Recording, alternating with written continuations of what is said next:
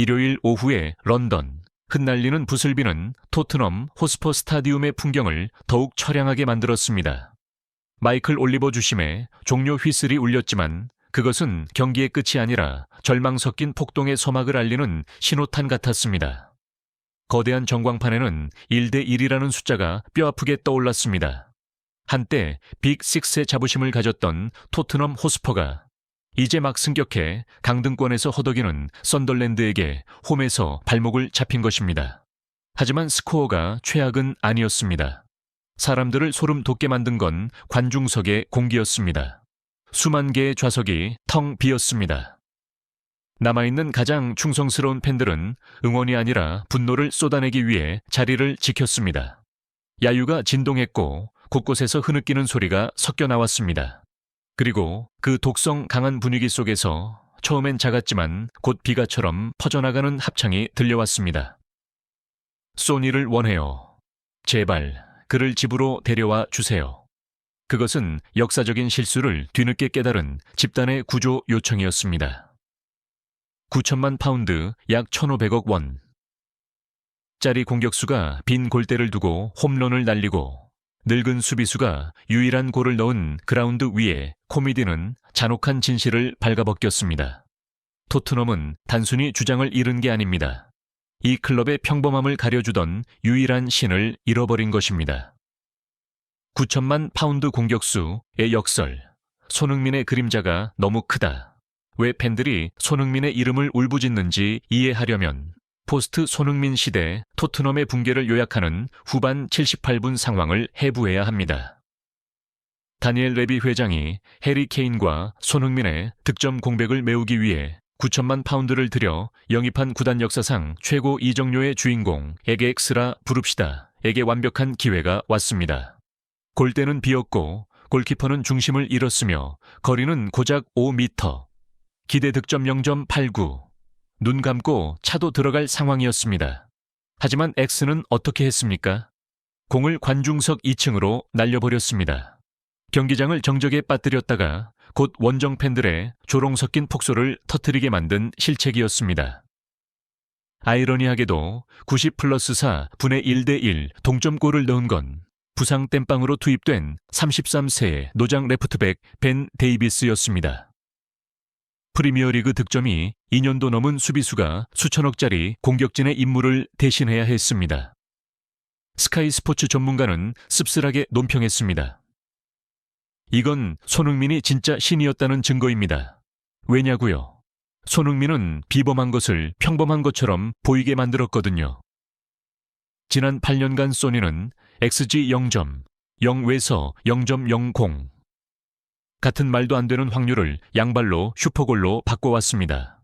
그는 끔찍한 전술 시스템을 하드 캐리했고 20%가 넘는 초인적인 골 결정력으로 동료들의 무능함을 가려줬습니다.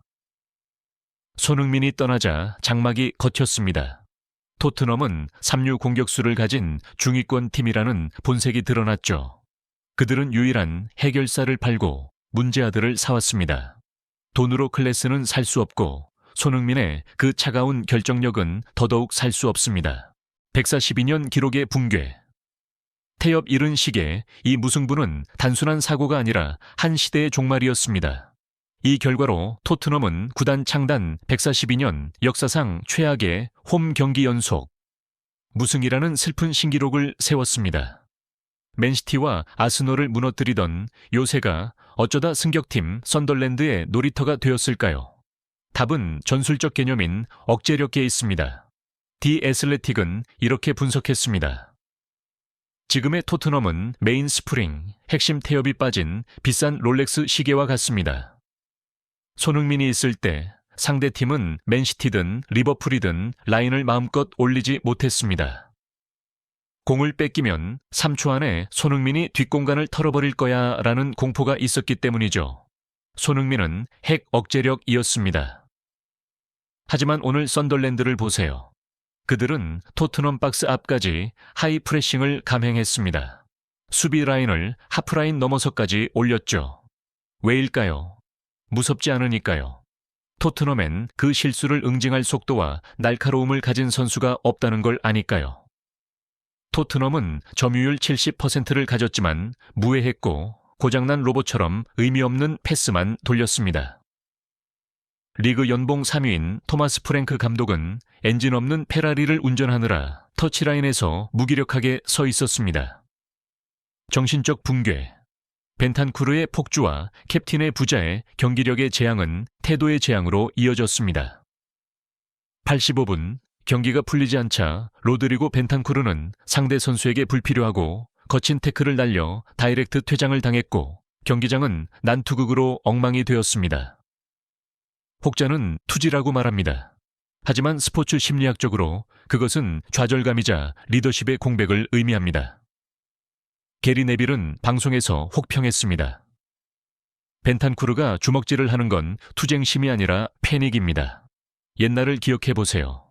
토트넘이 지고 있거나 답답할 때 손흥민은 어떻게 했습니까? 웃으며 박수를 쳐서 동료를 독려하고 50m를 전력 질주해 공을 뺏어왔습니다. 소니는 감정에 닻이었고 나머지 10명의 머리를 차갑게 유지해주는 존재였습니다. 지금 그들은 어려움이 닥치자 유리 조각처럼 깨져버렸습니다. 로메로는 소리 지르고 포로는 심판과 싸우고 공격수는 고개를 숙입니다. 6만 관중의 야유는 무승부 때문만이 아니라 비겁하고 규율 없는 팀을 봤기 때문입니다. 관중석을 메운 소니 돌아와요라는 절규는 경영진의 권력 이양 실패에 대한 가장 고통스러운 공소장입니다. 10년의 저주, 배은망덕의 대가, 종료 휘슬 후에도 경기장에 남은 사람들은 예견된 비극의 증인이었습니다. 그들은 2018년, 2020년 시즌에 낡고해진 등번호 7번 유니폼을 들고 있었습니다. 새 유니폼은 사지 않았습니다. 이름을 새길 만한 가치 있는 선수가 없으니까요. 20라운드 13위. 이것은 사고가 아닙니다. 손흥민이라는 가면을 벗은 토트넘의 진짜 실력입니다. 가디언지는 사설을 통해 비판했습니다. 토트넘은 케인과 손흥민의 그늘을 벗어나 리빌딩을 한다고 했습니다. 하지만 결과적으로 그들은 맹물로 수혈을 했습니다. 그들은 다니엘 레비의 경영 능력 덕분에 자신들이 빅클럽, 빅6인 줄 착각했습니다. 하지만 잔혹한 현실이 증명합니다. 그들이 빅6였던 건 해리 케인과 손흥민이라는 두 괴물 천재를 동시대에 보유한 천운 덕분이었습니다. 이제 아시아의 신이 미국으로 떠나 영광과 행복을 누리는 동안 토트넘이라는 신전은 폐허가 되었습니다. 그들은 영혼을 팔아 예쁜 재무제표를 얻었지만 그 대가로 영혼 없는 팀을 돌려받았습니다. 전문가들의 독설, 발가벗겨진 진실 로이킨, 메뉴 레전드. 내가 수없이 말했지. 스퍼스답다는 건 이 클럽의 본성이라고. 손흥민은 그걸 가려주던 유일한 사람이었어. 그는 토트넘을 그들의 수준보다 높은 곳으로 끌어올렸지. 이제 소니가 갔으니 그들은 제자리로 돌아간 거야. 인류 경기장을 가진 3류팀으로 말이야. 지금 그들의 축구는 눈이 썩을 지경이야. 팀 셔우드, 전 토트넘 감독. 벤치를 봐도 경기를 바꿀 선수가 없어. 예전엔 믿음이 있었잖아. 소니에게 줘. 그럼 그가 뭔가 해줄 거야. 이제 그 믿음은 죽었어. 토트넘은 혁명이 필요해. 아니면 침몰하거나. 선덜랜드전의 굴욕적인 무승부는 단순한 나쁜 결과가 아닙니다. 뒤늦은 각성입니다. 토트넘 호스퍼는 손흥민이 단순한 왼쪽 윙어가 아니었음을 깨달았습니다. 그는 전술 시스템이었고 정신이었으며 상대의 공포였고 팬들의 희망이었습니다. 경기장 조명이 꺼지자 빗소리와 한숨소리만 남았습니다. 대서양 건너 손흥민은 LAFC에서 또 다른 화려한 경기를 준비하고 있겠죠. 하지만 런던의 토트넘 팬들은 자신들이 이 지옥 속에서 아주 오랫동안 살아야 한다는 걸 직감했습니다. 소니, 제발 돌아와요. 이 애원은 영원히 닿지 않을 절망적인 꿈이자 자신들이 보유했던 신을 소중히 여기지 않아 영원히 잃어버렸다는 씁쓸한 참회록으로 남을 것입니다. 끝까지 시청해 주셔서 감사합니다. 늘 평안하시고 건강하시고 행복하시길 바랍니다. 이 영상이 마음에 드셨다면 저희와 계속 함께할 수 있도록 좋아요와 구독 잊지 말아 주세요.